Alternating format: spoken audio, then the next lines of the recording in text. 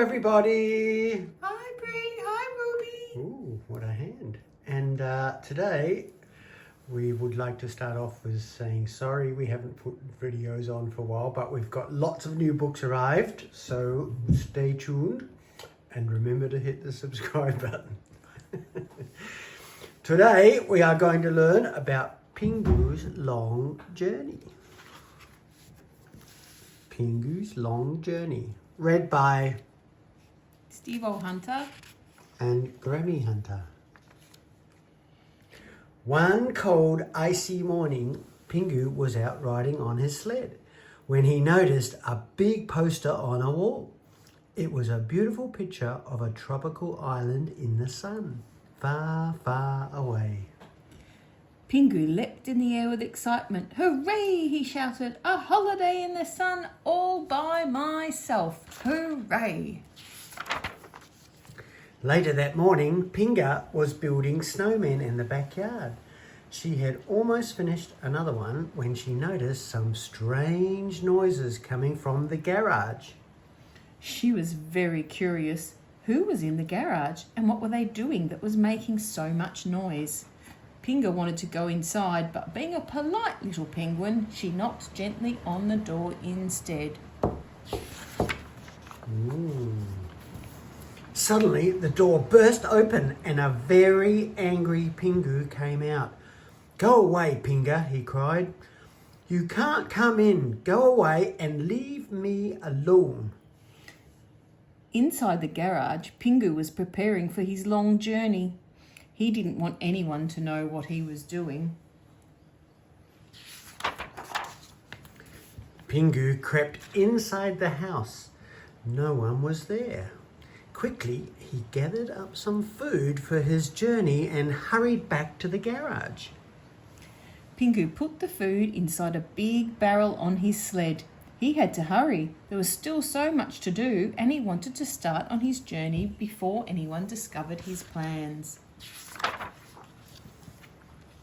Pinga had been watching Pingu running in and out of the garage. She was even more curious now. What was he up to, she wondered. Pinga waited for Pingu to leave the garage, then ran inside and shut the door. When she saw the new sled with the big barrel on top, she decided to play a trick on Pingu. Pinga took out all the food out of the barrel and climbed inside to surprise Pingu.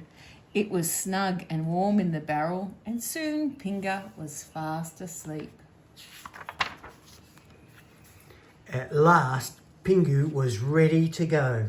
He started pushing his sled across the slippery ice. It was a long way to the island. He would have to make a good start if he was going to get there before dark. But pushing the sled was hard work, and soon Pingu needed to rest to catch his breath.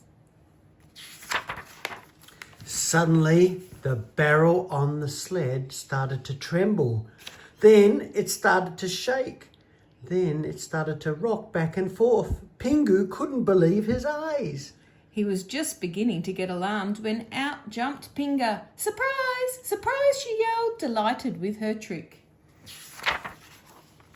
But Pingu was far from pleased to see his little sister. "What are you doing here?" he asked crossly. "And where is all the food for my journey?" "I threw it away so I could fit in the barrel," laughed Pinga. "But you can have one of my lollipops you like," she added. The two little penguins were far from home. It was getting late. They had no food. They needed to find out just how far they'd come and how much further they had to go to get to the island. But when they reached the signpost, Pingu realised they would never make it to the island that day. He was cross with Pinga for spoiling his adventure. "You naughty little penguin," he yelled. "I'm never going to speak to you again." Pinga began to cry. She hadn't meant to make Pingu cross. When Pingu saw Pinga's tears, he was sorry he'd been so mean to her. Don't cry, Pinga, said Pingu. We can go on another adventure tomorrow. Now we should go home or Mother will be worried. So Pingu and Pinga set off for home. It was dark by the time they reached their house. They were both very tired. Mother was so pleased to see them, she scooped Pinga up in her arms and covered her with kisses. Thank you for looking after Pinga, she said to Pingu. Because you've been such a good brother, I have made you a special chocolate cake. Ooh. Soon they were all eating cake and the children were telling Mother about their adventure. Next time I go on a holiday, said Pingu, I think I will take you all with me. As long as Mother brings a chocolate cake, Pinga added with a smile.